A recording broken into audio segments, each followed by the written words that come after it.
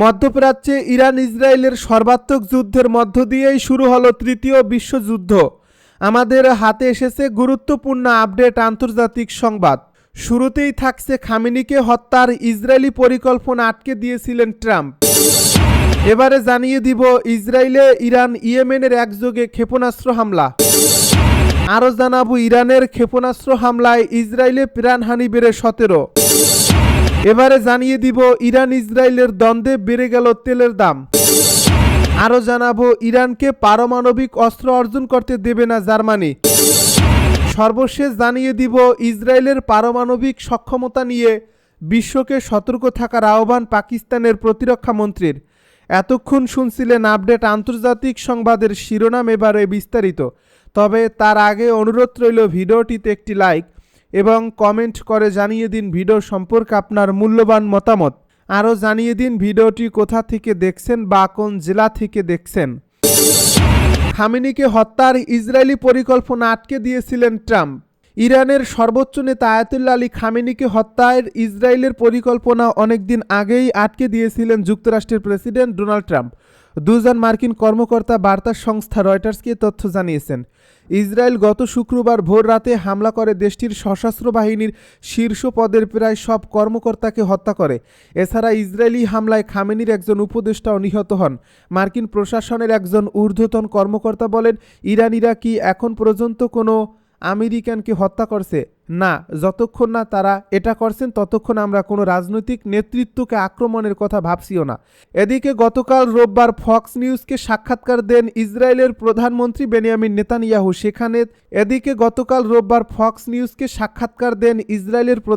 Benjamin Netanyahu.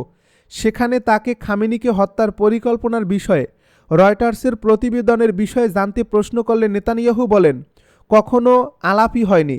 এমন অনেক বিষয় নিয়েও খবর প্রকাশ করা হয়েছে। আমি সে বিষয়ে কিছু বলতে চাই না। ফক্সের special report with Bret Baier অনুষ্ঠানে ইসরায়েলের প্রধানমন্ত্রী বলেন, আমরা যা করার দরকার তা করি। নেতানিয়াহু বলেন, ইরানে ইসরায়েলের সামরিক হামলার একটি ফল হতে পারে সরকার পরিবর্তন। তেহরানের সৃষ্ট অস্তিত্বের হুমকি দূর করতে ইসরায়েল যা যা প্রয়োজন তাই করবে বলেও জানান তিনি। এদিকে চলমান এই সংঘাত ব্যাপক আকারে ছড়িয়ে পড়ার আশঙ্কা বেড়েছে। তবে প্রেসিডেন্ট ট্রাম্প বলছেন এটি সহজেই শেষ করা যেতে পারে। একই সঙ্গে ইরানকে সতর্ক করে তিনি বলছেন, যদি ইরান কোনো আমেরিকান লক্ষ্যবস্তুতে আঘাত করে তবে যুক্তরাষ্ট্র এ সংঘাতে জড়িয়ে পড়তে পারে। ইসরায়েলে ইরান ইয়েমেনের একযোগে ক্ষেপণাস্ত্র হামলা। ইসরায়েলকে লক্ষ্য করে যৌথভাবে ক্ষেপণাস্ত্র হামলা শুরু করেছে ইরান ও ইয়েমেন। ইসরায়েলি গণমাধ্যম সূত্রে জানা গেছে, রোববার রাতের প্রথম দিকে ইরান ও ইয়েমেন সমন্বিতভাবে এই হামলা চালায়। প্রকাশিত তথ্য অনুযায়ী দখলদার ইসরায়েলের অঞ্চলে একাধিক ক্ষেপণাস্ত্র নিক্ষেপ করা হয়েছে। এদিকে ইরানের ইসলামী বিপ্লবী গার্ড কর্পস ইসরায়েলের হাইফা, নেগেভ মরুভূমিতে গুরুত্বপূর্ণ ঘাঁটি ও কিরিয়াত গাতে অন্তত 30টি ও কারো কারো মতে 50টি ক্ষেপণাস্ত্র নিক্ষেপ করে।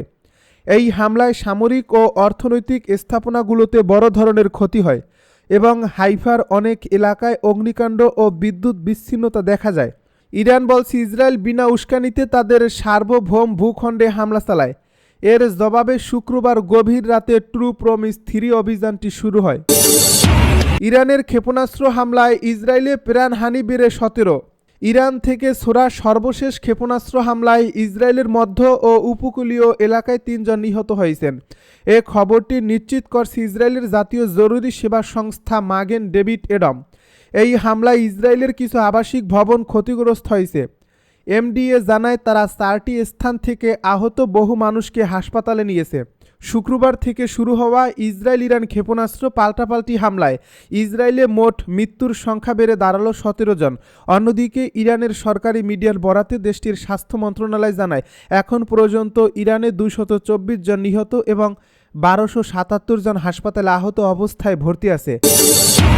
ইরান ইসরায়েল দ্বন্দ্বে বেড়ে গেল তেলের দাম। অপরিশোধিত তেল ও ব্রেন্ট ক্রুডের দাম রোববার প্রায় 1% বেড়েছে। মার্কিন অপরিশোধিত বা ওয়েস্ট টেক্সাস ক্রুড ব্যারেল প্রতি $73.85 এবং ব্রেন্ট ক্রুড $75 পৌঁছেছে। দিন কয়েক আগে অপরিশোধিত তেলের দাম 7% পর্যন্ত লাফ দিয়েছিল। সোমবার সকালে উপকূলবর্তী ইসরায়েলি শহর হাইফায় আবারও বিস্ফোরণের শব্দ শোনা যায়। সোমবার সকালে উপকূলবর্তী ইসরায়েলি শহর হাইফায় আবারও বিস্ফোরণের শব্দ শোনা যায়। এই হামলায় অগ্নিকাণ্ড ও অবকাঠামো ক্ষতিগ্রস্ত হয়েছে। সামাজিক মাধ্যমে প্রকাশিত ভিডিওতে দেখা গেছে এই হামলায় হাইফার অপরিশোধিত তেল শোধনাগারের আশপাশের এলাকা আক্রান্ত হয়েছে। বিশেষজ্ঞরা বলছেন, মধ্যপ্রাচ্যে এই অস্থিরতা বাড়লে অপরিশোধিত জ্বালানি পরিবহন বিঘ্নিত হতে পারে। বিশেষ করে হরমুজ প্রণালী বন্ধ হয়ে গেলে বিশ্বে অপরিশোধিত জ্বালানির সরবরাহ ঘাটতি দেখা দিতে পারে। এ সংঘাতে ইরানে কমপক্ষে 224 জন নিহত ও 1277 জন আহত হয়েছেন, যাদের বেশিরভাগই সাধারণ মানুষ। অপরদিকে ইসরায়েলে 14 জন নিহত ও 380 জন আহত হয়েছে। বিশ্বের অনেক নেতাই এ যুদ্ধবন্ধের আহ্বান জানিয়েছেন। তুরস্কের প্রেসিডেন্ট রিসেপ তাইয়েপ এরদোয়ান উত্তেজনা কমাতে ও শান্তিতে ফেরার আহ্বান জানিয়েছে। ইরানকে পারমাণবিক অস্ত্র অর্জন করতে দেওয়া যাবে না জানালো জার্মানি। জার্মানির চ্যান্সেলর ফ্রিডরিখ মের্জ বলেছেন, ইরানকে কখনোই পারমাণবিক অস্ত্র অর্জন করতে দেওয়া যাবে না। এছাড়া ইরানের পরমাণু কর্মসূচি থামাতে কূটনৈতিক সব প্রচেষ্টা ব্যর্থ হয়েছে বলেও জানিয়েছেন তিনি। রোববার এক প্রতিবেদন এই তথ্য জানিয়েছে বার্তা সংস্থা আনাদুলো। এ প্রতিবেদনে বলা হয়েছে, জার্মান চ্যান্সেলর ফ্রিডরিখ মের্জ রোববার ওমানের সুলতান হাইথাম বিন তারিকের সঙ্গে ফোনে কথা বলেন। এ ফোনালাপে তিনি বলেন, ইরানকে কখনোই পারমাণবিক অস্ত্র অর্জন করতে দেওয়া যাবে না। জার্মান চ্যান্সেলরের দপ্তর থেকে এ তথ্য জানানো হয়েছে। চ্যান্সেলর মের্জ ও ওমানের সুলতান উভয়ই একমত হয়েছেন যে এই মুহূর্তে সবচেয়ে জরুরি কাজ হলো ইসরায়েল ও ইরানের মধ্যকার চলমান উত্তেজনা ঠেকানো এবং যুদ্ধ যাতে আরও ছড়িয়ে না পড়ে তা নিশ্চিত করা। তারা দুজনই কূটনৈতিক উদ্যোগকে সমর্থন জানান যাতে এই সংঘাতের অবসান ঘটানো যায়। চ্যান্সেলর মের্জো ইরানের পরমাণু কর্মসূচি নিয়ে মধ্যস্থতাকারী হিসেবে ওমানের ভূমিকায় কৃতজ্ঞতা প্রকাশ করেন। এদিকে রোববার ওমানের রাজধানী মাস্কটে অনুষ্ঠেয় ৬ষ্ঠ দফার যুক্তরাষ্ট্র ইরান পরমাণু আলোচনা বাতিল করা হয়েছে, কারণ ওই আলোচনার আগেই ইরানে হামলা চালায় ইসরায়েল। ইসরায়েলের পারমাণবিক সক্ষমতা নিয়ে বিশ্বকে সতর্ক থাকার আহ্বান পাকিস্তানের প্রতিরক্ষা মন্ত্রীর। পাকিস্তানের প্রতিরক্ষা মন্ত্রী খাজা মুহম্মদ আসিফ বিশ্ব সম্প্রদায়কে ইসরায়েলের অনিয়ন্ত্রিত পারমাণবিক সক্ষমতা নিয়ে সতর্ক থাকার আহ্বান জানিয়েছেন। তিনি বলছেন, এই ক্ষমতা বৈশ্বিক শান্তির জন্য হুমকি হয়ে দাঁড়িয়েছে। এ খবর জানিয়েছে পাকিস্তানের বেসরকারি টেলিভিশন চ্যানেল ARY নিউজ। এক্সে প্রকাশিত এক জোরালো বিবৃতিতে খাজা আসিফ বলেন, ইসরায়েলই একমাত্র রাষ্ট্র যা আন্তর্জাতিক পরমাণু নিয়ন্ত্রণ কাঠামোর বাইরে থেকে কার্যক্রম চালাচ্ছে এবং এখনও পারমাণবিক অস্ত্র বিস্তার রোধ চুক্তিতে স্বাক্ষর করেনি। ইসরায়েল এনপিটির সদস্য নয়, এমনকি কোনো আন্তর্জাতিক চুক্তির সঙ্গেও যুক্ত না যে তাদের পারমাণবিক কর্মসূচির জবাবদিহিতা নিশ্চিত করেন। তিনি আরও বলেন, ইসরায়েল এনপিটির সদস্য নয়, এমনকি কোনো আন্তর্জাতিক চুক্তির সঙ্গেও যুক্ত না যা তাদের পারমাণবিক কর্মসূচির জবাবদিহিতা নিশ্চিত করে, বলেন তিনি। খাজা আসিফ ইসরায়েলের পারমাণবিক কর্মসূচিকে দায়িত্বহীন ও অনিয়ন্ত্রিত আখ্যা দিয়ে বলেন, এটি বৈশ্বিক নিরাপত্তার জন্য একটি গুরুতর হুমকি। তিনি জোর দিয়ে বলেন, পাকিস্তানের পারমাণবিক কর্মসূচি কেবল জাতীয় প্রতিরক্ষা এবং জনগণের নিরাপত্তা নিশ্চিতে পরিচালিত হয় এবং দেশটি আন্তর্জাতিক নিয়ম নীতি ও অস্ত্র বিস্তার রোধ নীতিমালা কঠোরভাবে মেনে চলে। পাশ্চাত্য দেশগুলোর প্রতি সমালোচনা জানিয়ে আসিফ বলেন, ইসরায়েলের প্রতি অন্ধ সমর্থন আঞ্চলিক ও বৈশ্বিক স্থিতিশীলতা বিঘ্নিত করতে পারে। ইসরায়েল যে সংঘাত সৃষ্টি করছে তা গোটা অঞ্চল এবং এর বাইরেও ছড়িয়ে পড়তে পারে।